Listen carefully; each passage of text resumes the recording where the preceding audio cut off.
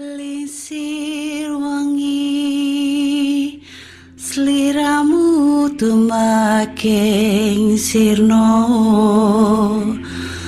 ojo tangi kanmu guling awas jok ngetoro aku lagi bang wingo jin setan kang tak utusi dadyo sembarang wojo layu sampai.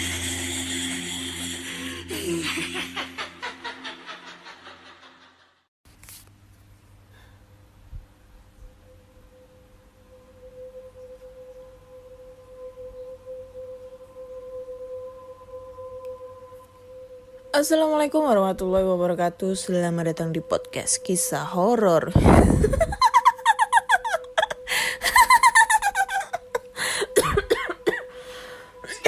Pengek kon anjir. Ketemu lagi dengan aku Ana di sini akan membacakan cerita horor ataupun email berhantu yang sudah dikirimkan teman-teman melalui podcast kisah horor @gmail.com ataupun di DM Instagram podcast kisah horor, DM Instagram Ana Olive serta Google Form yang linknya tersedia di bio Instagram podcast kisah horor. Jumpa lagi di episode 97. Ya, hari ini hari Kamis, kebetulan hari Kamis Pahing ya, bukan Kamis Kliwon. Jadi gak serem nih Kamisnya ya, karena gak Kliwon. Kalau Kliwon serem gitu ya. Dan di episode kali ini dimulai dengan aku akan mereview sebuah film yang baru saja aku tonton, yang udah ditunggu-tunggu selama 5 tahun. Sebenarnya ini film itu harusnya tayangnya tahun 2019, tapi karena pandemi bioskop pada tutup semua, jadinya baru tayang di tahun 2021. Iya, apalagi kalau bukan The Conjuring 3 Part 3. Waduh, so English banget ya. Conjuring 3 ya. Dan ya kalau aku mau sedikit review nih filmnya. Jadi mohon maaf buat teman-teman semua yang belum nonton merasa terzolimi karena spoiler aku. Jadi kalau menurut aku film ini kurang begitu greget ya. Kurang begitu horornya kurang dapet, kurang serem banget. Tapi masih ketolong dengan ini kayak jump scare-nya. Nah, itu masih ketolong. Itu jadi ciri khasnya Conjuring, dari Conjuring 1 2 3 sampai Annabelle ataupun The Nun itu ketolong dengan jump scare-nya. Mungkin di episode Conjuring 3 ini kasusnya Ed sama Lorraine Warren ini agak kurang serem ya dibandingkan dengan Conjuring 1 sama Conjuring 2. Aduh, itu serem banget sumpah. Yang Conjuring pertama itu yang Batsidah, yang akhirnya muncul Annabelle, terus selesai Conjuring 1 muncullah film sequelnya tentang Annabelle sampai Annabelle 1, Annabelle 2. Terus lagi Conjuring 2 tentang Falak itu, yang akhirnya muncul sequelnya tentang ceritanya setelah Conjuring 2 itu adalah The Nun yang menceritakan tentang Falaknya ini. Kayaknya kalau cerita yang ketiga ini mungkin bakal muncul lagi ya untuk masalah sequel tentang setannya ini, karena memang di Conjuring 3 ini bercerita tentang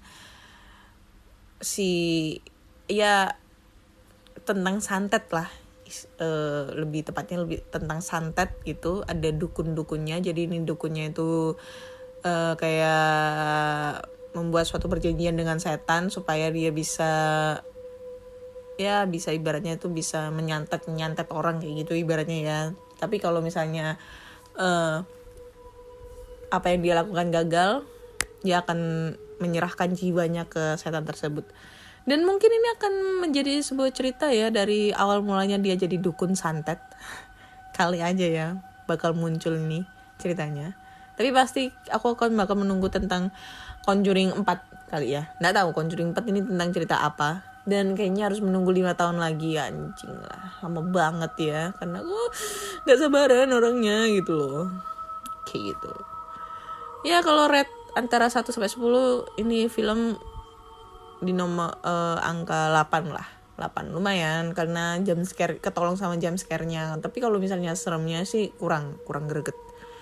Paling lebih gregetnya itu waktu pada saat Ed sama Lorenya itu menuju ke ruang jenazah.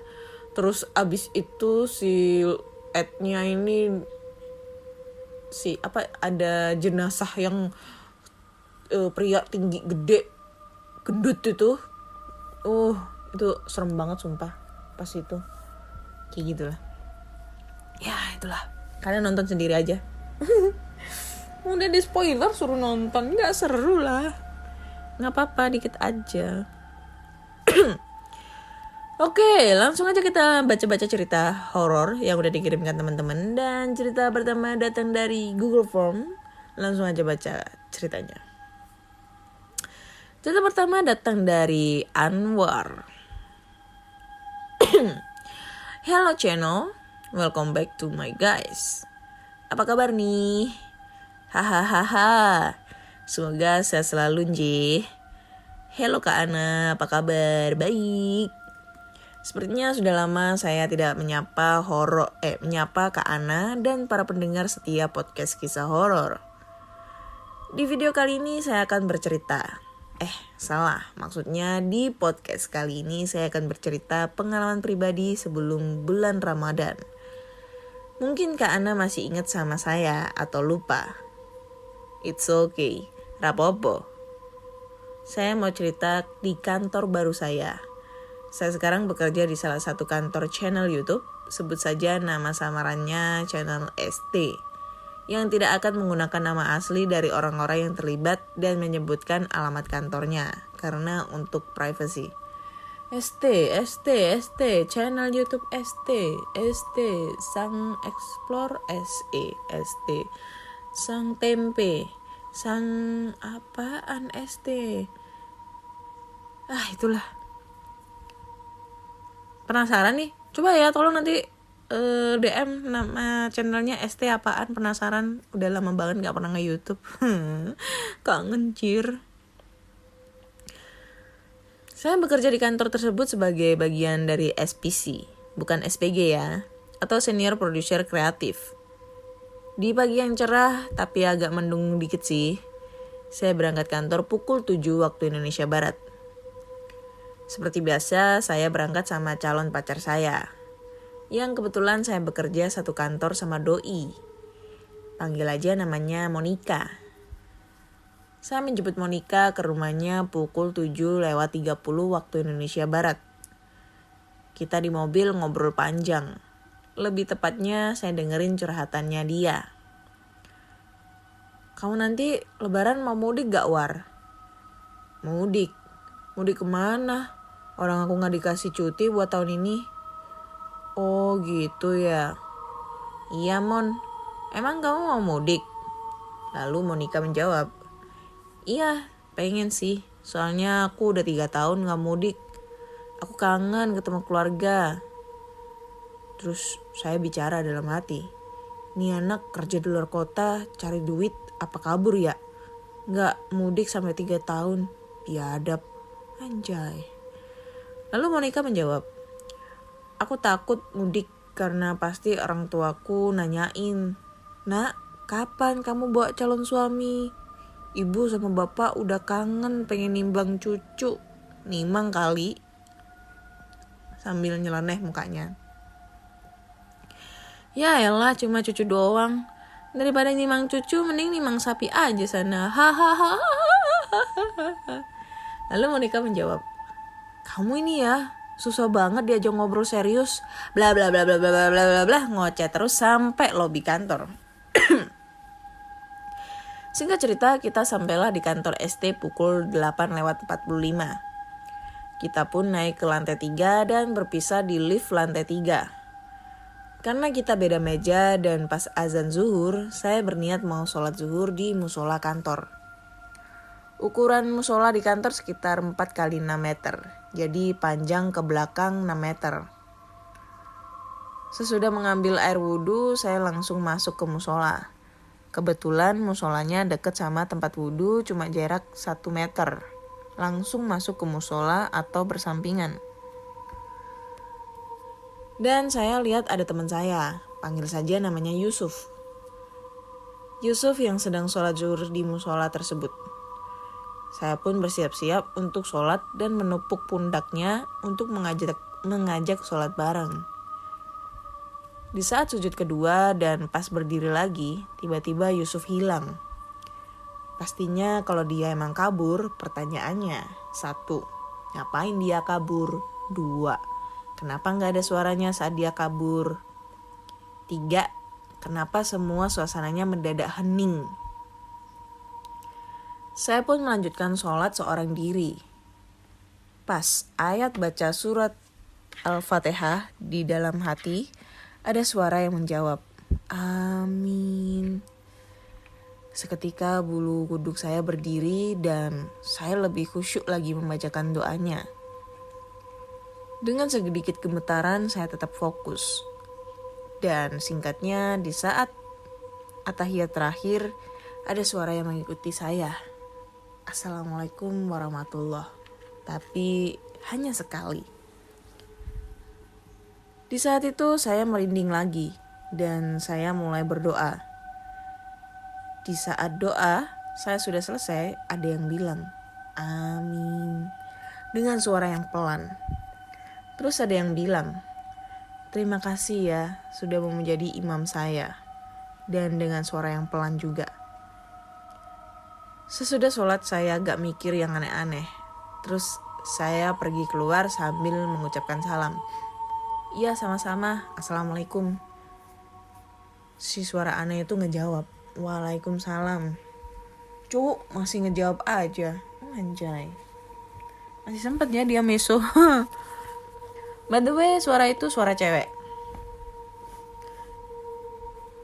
Saya langsung lari dan nabrak teman saya. Dan yang saya tabrak itu si Yusuf.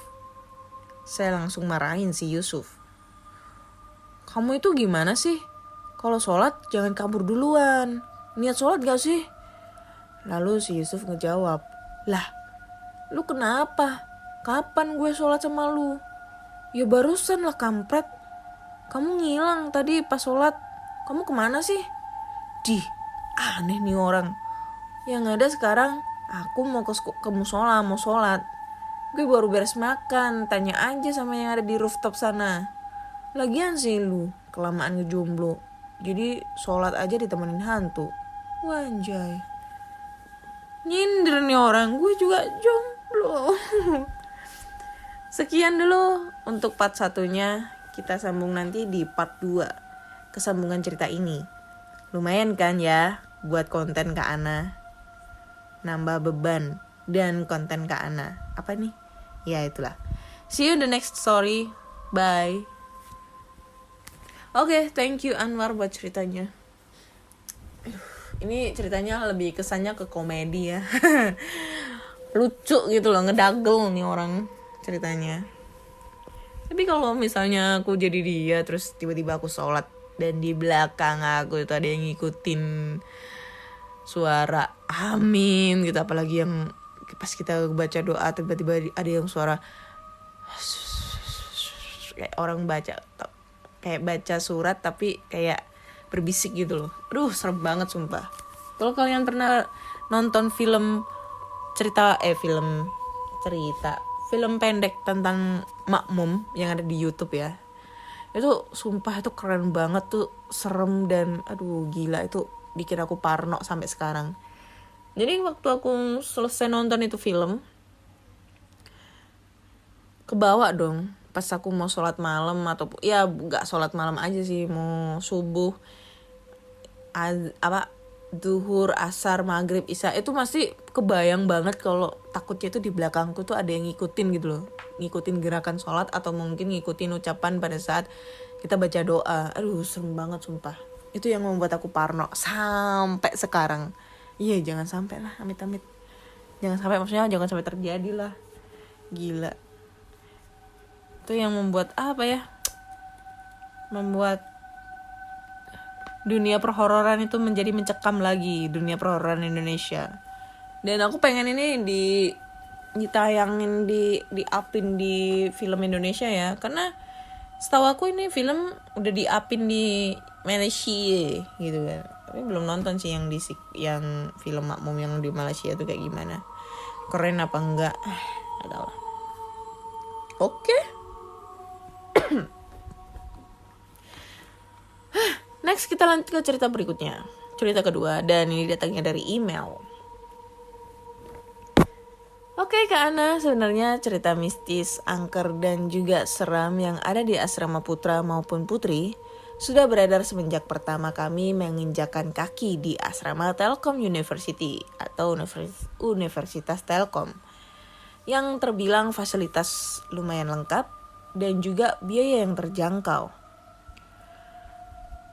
Beberapa kisah penampakan hantu wanita di lobi salah satu asrama putra, mahasiswi yang kerasukan, dan yang paling sering didengarkan oleh semua penghuni asrama ketika malam hari, termasuk saya, adalah suara kursi yang dideret entah dari atas atau samping kiri ataupun kanan kamar, dan banyak suara aneh lainnya yang jelas tidak menyenangkan untuk didengarkan di malam hari. Tapi pada dasarnya saya orangnya cuek dan berusaha berpikir positif saja. Dan semester 1 berlalu begitu saja, tanpa pengalaman mistis yang berarti.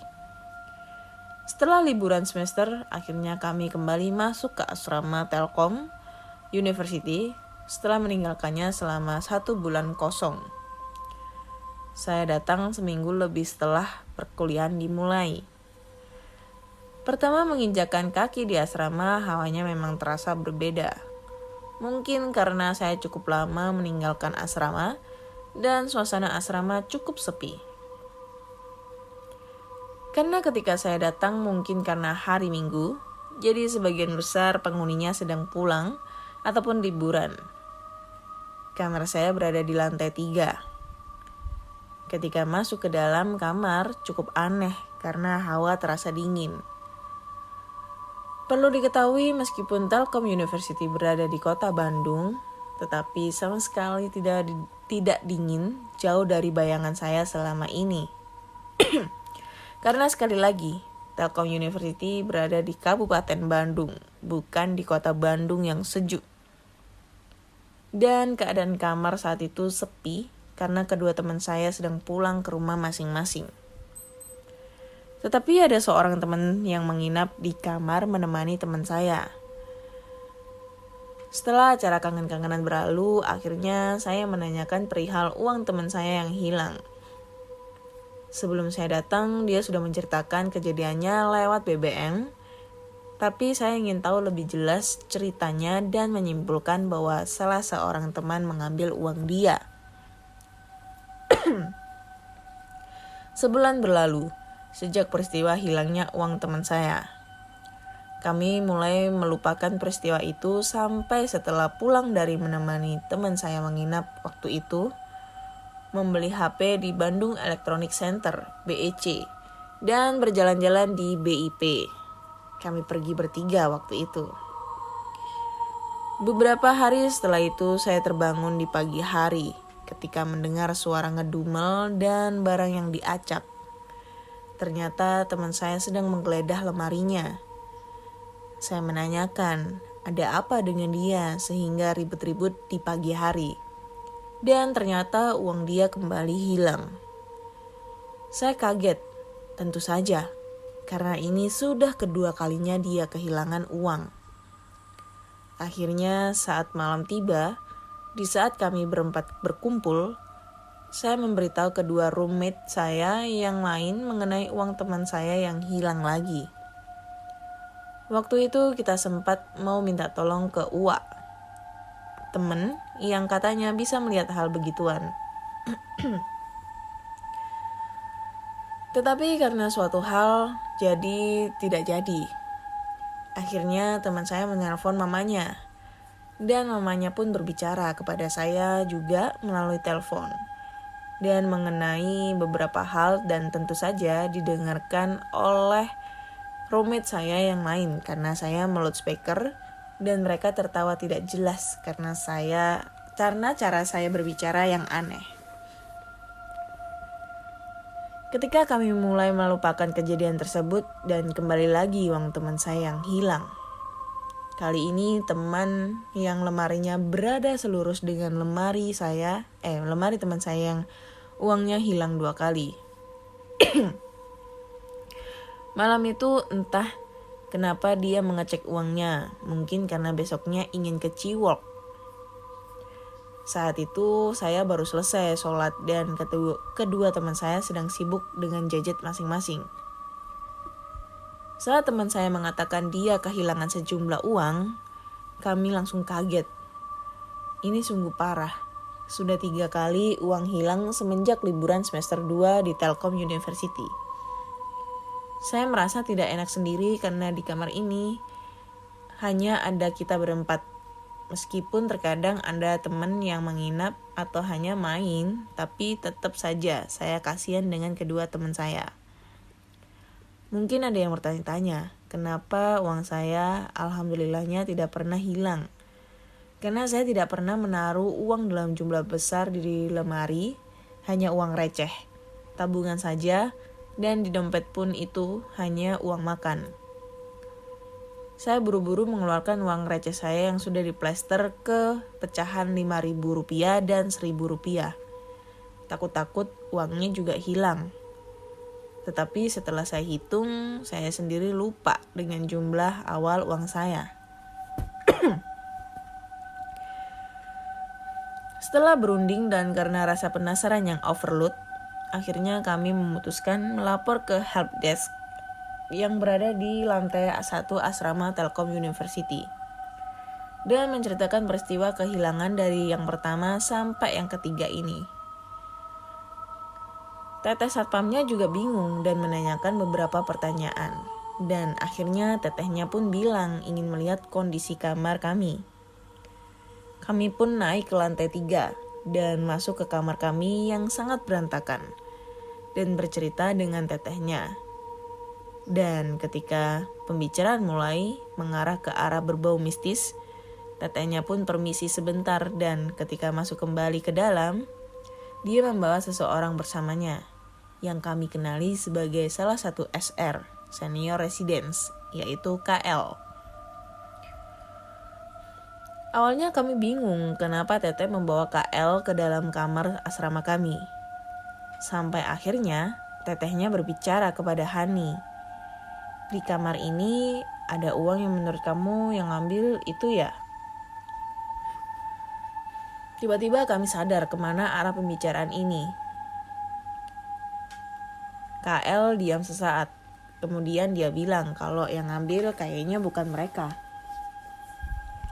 Akhirnya kami malah cerita-cerita mengenai beberapa peristiwa kehilangan barang di asrama Telkom University B yang juga dibantu KL. Katanya di kamar 310 di sebelah kamar KL ada makhluk jahil yang suka sembunyikan barang.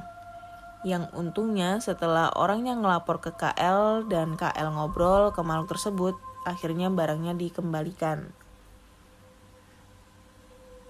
Ada juga yang ngelapor kalau dia mendengar suara seperti kereta kuda di malam hari. Selain itu, anak-anak di lantai 2 juga sering mengadu. Karena kata KL, lantai 2 itu penghuninya ramai sekali. Dan kami beserta tetehnya deg-degan dan juga parnoan sendiri. Akhirnya tetehnya pamit ke bawah meninggalkan kami untuk melanjutkan cerita mistis. Ternyata KL memperoleh kemampuan melihat, mendengar dan berbicara dengan makhluk lain semenjak umur 5 tahun setelah kakeknya meninggal. Dan parahnya karena kemampuan indigonya, dia sampai pindah sekolah berkali-kali dan sempat menjadi korban bully karena kemampuannya. Pada suatu hari saat dia bermain dengan adiknya, dia tidak sengaja membuka mata batin adiknya, sehingga adiknya juga bisa melihat hal-hal begituan. Dan katanya sakit 2 minggu. Karena kaget dan kembali ke misteri asrama gedung B, KL bilang kalau di setiap kamar itu ada penghuninya. Dan dengan konyolnya saya bertanya, kalau di sini ada nggak kak? Ya adalah, katanya sambil matanya melirik ke seluruh kamar. Oh, mungkin kalau aku praktekkan gini ya, KL di sini ada nggak ya? Ya ada lah, sambil ngeliat-ngeliat sekeliling gitu ya. Kemudian dia bilang kalau berkaca jangan suka lama-lama. Tiba-tiba kami berempat tiba-tiba jeder.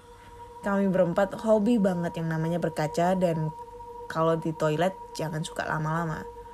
Lagi, saya kalau mandi bisa 1 jam. Dan kamar harus bersih, soalnya mereka suka tempat yang kotor. Lagi, kamar kami meskipun diisi 4 cewek, tapi berantakan banget. Terus saya dengan sekuat tenaga bertanya, kalau di sini ada berapa kak?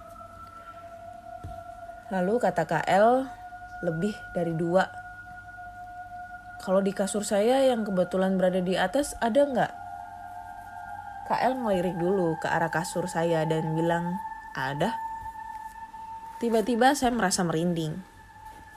Memang sejak memulai pembicaraan ini, atmosfer kamar semakin dingin dan dingin. Lalu mata KL berkali-kali nampak gelisah. Mereka nggak suka dicerita, dan sekarang pada ngumpul di sini, dan mereka bilang, bukan mereka kok yang ngambil. Tiba-tiba bulu kuduk saya merinding. Terus aku tanya,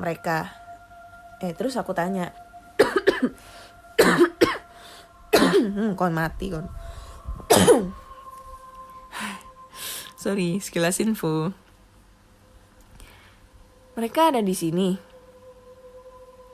Iya, dia lagi ngumpul. Soalnya biasa kalau mereka diomongin suka kepo.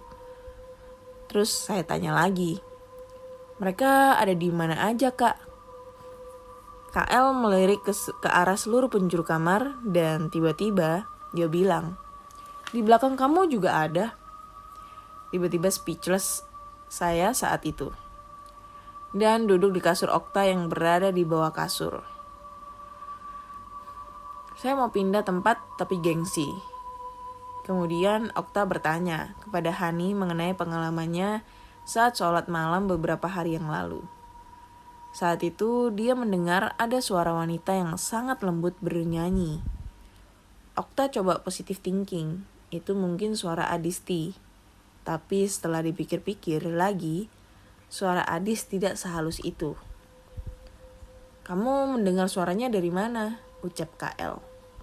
Dari luar, dari arah jendela, jawab Okta.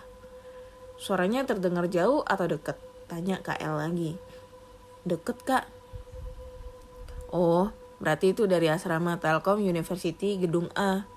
Soalnya penghuni gedung A rata-rata cewek dan banyak noni Belanda. Jadi mungkin itu suara mereka. Dan mereka memang suka usil di jam sholat malam. Terus kami cerita mengenai beberapa keluarga yang juga punya kemampuan melihat, dan kata KL, indigo itu juga punya kemampuan yang berbeda-beda. Ada yang bisa lihat dan interaksi. Ada juga yang bisa tahu kalau barang hilang. Dan lain-lain. Tergantung anugerah yang diberikan Allah katanya. KL memang mereka wujudnya bagaimana aja. Wah anjay, ini jadi kayak wawancara ya. Bermacam-macam. Yang jelas tidak ada yang bagus. Ada yang setengah binatang, setengah manusia. Ada yang kerdil, tetapi kepalanya kakek-kakek. Ada yang badannya gak lengkap. Ada cewek dan ada cowok. Ada yang tinggi besar tapi kalau hantu orang Cina yang paling jahat juga serem. Dan saya masih gak bisa ngebedain yang mana yang jin, setan, arwah yang belum diterima. Tapi mereka wujudnya gak ada yang bagus semua. Anjay, lengkap ya. Terus Adisti yang punya uwa juga bisa ngeliat, bilang, saat pertama dia nganterin Adisti ke asrama Telkom University, dia bilang, hati-hati, karena yang jaga di sini nenek-nenek. Terus kata KL, yang dulunya asrama di gedung C memang benar. Tapi nenek tua itu yang jalannya bungkuk, terus rambutnya dicepol, dan merupakan penjaga asrama gedung C. Katanya dulu temennya ada yang kena cakar karena katanya dia nantangin bareng teman-temannya. Dia bilang begini, "Mana neneknya? Mau lihat dong." Sambil tertawa-tawa. Terus saat mereka nonton jam 10-an, televisinya kayak kesemutan gitu. Terus mereka gak bisa tidur sampai jam 3-an. Terus besoknya mereka punya bekas cakar. Kata KL itu dicakar nenek tersebut. Katanya yang berkuasa di asrama Telkom University gedung B itu cewek yang ada di bawah televisi. Di bawah televisi mana, Kak? Lantai 1, 2, 3, atau 4? Lantai 3 katanya. Demi apapun saya sering nonton sendirian jam 10. Tapi kata KL selama kalian tidak nantangin dan ribut mereka gak akan ngeganggu. Terus yang ngederet-deret kursi di malam hari itu memang mereka yang usil, tapi itu cuman suara. Terus di tangga juga sering ada anak kecil yang sering main, jadi jangan suka lari-lari pokoknya. Jangan nantangin saja, soalnya mereka nanti gangguin loh. Saya akhirnya mengganti nada dering ponsel yang sebelumnya suara cewek menangis untuk ngejailin temen ke nada yang lebih normal. Terus katanya kalau kamar dingin itu berarti mereka ada di situ juga. Dan semenjak malam itu sampai sekarang atmosfer kamar kami semakin dingin. Ya, saya tidak mau berspekulasi sendiri, tapi selama tidak mengganggu saya dan saya tidak melihat mereka, mungkin saya akan berlaku cuek. Tetapi sekarang kami berempat tidurnya berduaan. Sekian cerita mistis dari saya ke Ana. Semoga cerita ini menyadarkan kalian semua kalau dimanapun kalian berada, sebenarnya mereka selalu ada mengintai karena mereka suka dengan kehangatan tubuh kalian yang tidak pernah mereka miliki. Panjang cuy ceritanya. Jadi ini lebih dibilang ini sebenarnya tidak menguak misteri tentang siapa yang ngambil itu duit, melainkan wawancara dengan seorang indigo untuk mengetahui, Kak di situ ada siapa, Kak di situ ada apa, Kak setannya di mana, Kak gini, Kak gitu, Kak kayak gitu ya biasalah. Itu udah biasa terjadi kalau misalnya kita punya seorang teman yang punya sixth sense atau indigo.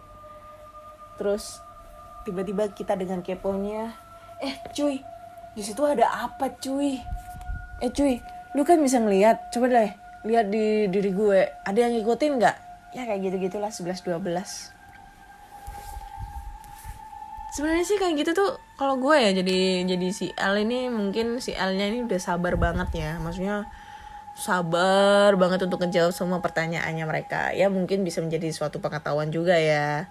Tapi di satu sisi lain ada juga yang kita tanya-tanyain, kita kepo-kepoin, tapi anaknya tersebut itu yang mempunyai anugerah itu agak sedikit tersinggung gitu loh. Apa ya, aduh ngapain sih nanya gue, males banget lah nanya-nanya terus. Karena di saat kita sering nanya, baru pertama kali nanya, pasti bakal timbul pertanyaan di kemudian hari. Dan misalnya ini berita udah menyebar, itu tuh si El bisa ngelihat anjir, iso ngelihat hantu, iso ngelihat bebek gombel, tuyul dan segala macem, bisa ngelihat pacar lo sama siapa sekarang. Itu menjadi suatu gangguan kepada kita gitu.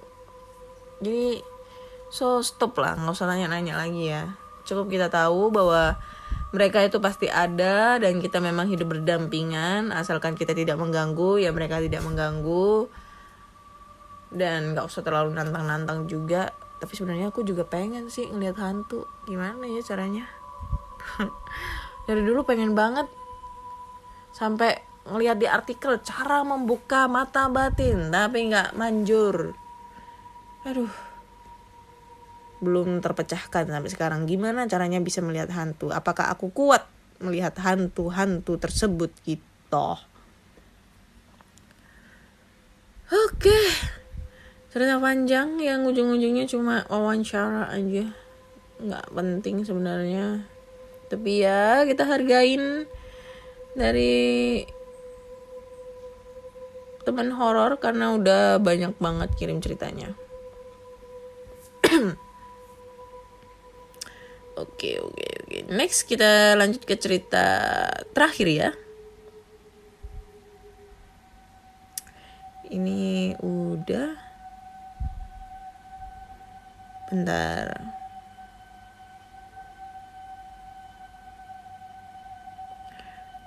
Oke. Sorry ya karena ini ceritanya ini banyak gitu. Dan harus dipilih mana ini cerita yang harus aku bacakan. Oke, ini dia. Assalamualaikum warahmatullahi wabarakatuh. Waalaikumsalam warahmatullahi wabarakatuh. Taruh kok ngeblank laptop aku.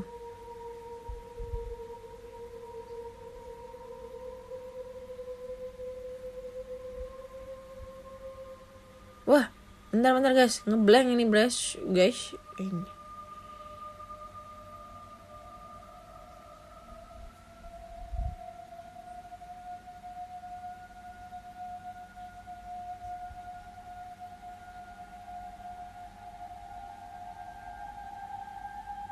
Ya ini dah. Oke. Halo Kak Ana.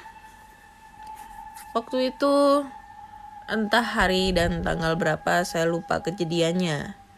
Tapi pastinya di bulan Agustus tahun 2015 kemarin. Saat itu saya berkunjung ke rumah nenek dari jam 8 pagi dan itu jadi rutinitas di bulan itu. Karena faktor pekerjaan kecil. Seperti biasa sore hari saya pulang ke rumah di desa sebelah yang agak jauh dari tempat tinggal Simbah. Tidak lupa berpamitan. Singkat cerita, pagi-pagi seisi rumah Simbah geger ketika saya datang. Setelah saya duduk, barulah Simbah dan Bule cerita kepadaku bahwa semalam Simbah seperti biasa melanjutkan pekerjaanku yang belum selesai. Padahal saya sudah bilang sebelumnya, biar saya saja besok yang beresin. Tapi kata Simbah, daripada nganggur dan belum bisa tidur katanya. Oke, lanjut cerita Kak. Sejak aku pulang, hujan turun dan malam menyisakan rintik-rintik gerimis hingga jam 11 malam. Simbah masih sibuk menyelesaikan pekerjaan sambil nonton TV. Entah kenapa malam itu Simbah belum merasa kantuk. Tapi pekerjaan sudah selesai. Hingga akhirnya Simbah memutuskan untuk tidur di kamarnya. Entah mengapa mata enggan terpejam. Setelah beberapa detik kemudian, Simbah melihat anak kecil seumuran cucunya yang bernama Cindy, anak bule saya. Anak kecil itu keluar dari lemari baju samping ranjang Simbah tidur. Karena Simbah melihat, akhirnya terbangun dan memanggil anak kecil itu. Begini dalam bahasa Jawa, tapi biar ringkas saya terjemahkan ke bahasa Indonesia. Duk, panggilan anak perempuan bahasa Jawa. Kenapa tidurnya sambil berjalan? Tanya Simbah pada anak itu. Tapi anak kecil itu hanya diam sambil berjalan keluar kamar. Simbah mengikutinya sambil memanggil-manggil nama Cindy, cucunya. Setelah keluar dari kamar, Simbah kebingungan mencari-cari gadis kecil itu. Hingga penasaran, Simbah menuju kamar cucunya untuk memastikan. Tapi alangkah terkejutnya, Simbah mendapati cucunya sedang tidur pulas bersama ibu dan adiknya. Karena Simbah dari tadi memanggil-manggil cucunya sehingga bule terbangun dan bertanya, "Kenapa Bu? Cari siapa?" Tanya bule kepada Simbah. Simbah menjawab, "Oh, Saya kira Cindy tidur sambil jalan ke kamar. Jadi ibu manggil-manggil karena ditanya diam saja. Kirain ada perlu apa gitu, kata Simbah. Bule terdiam, terkejut karena sejak maghrib Cindy anaknya tidur dan tidak kemana-mana. Lalu menjelaskannya pada Simbah bahwa anaknya tidur sejak sore. Lalu siapa yang tadi di kamar ibu?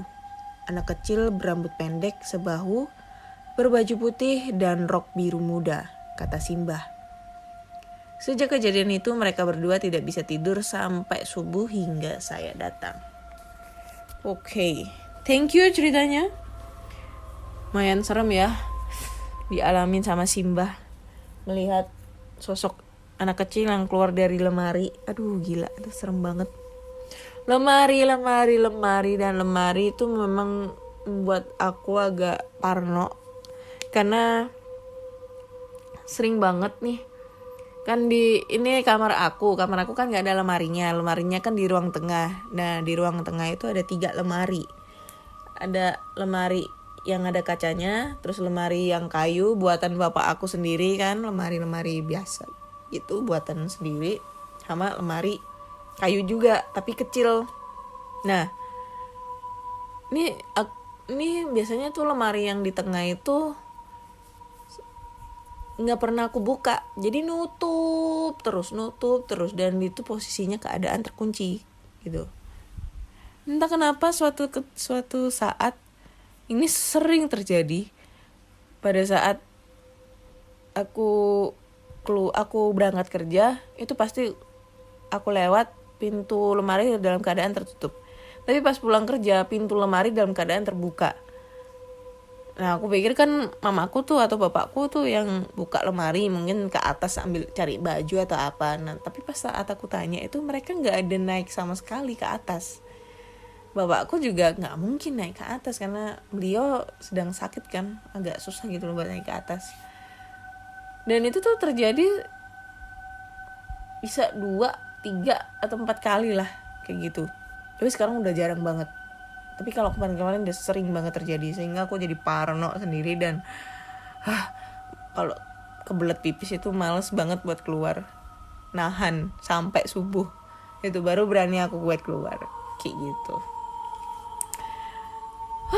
Oke deh, udah 3 cerita yang udah aku bacakan. Cerita 1, 2, dan 3. Dan menurut aku cerita 1 ya gak ada horornya, malah ke komedi. Tapi kalau misalnya kita ngebayangin sendiri jadi horor deh. Ada yang sholat terus ngikutin dari belakang, anjay.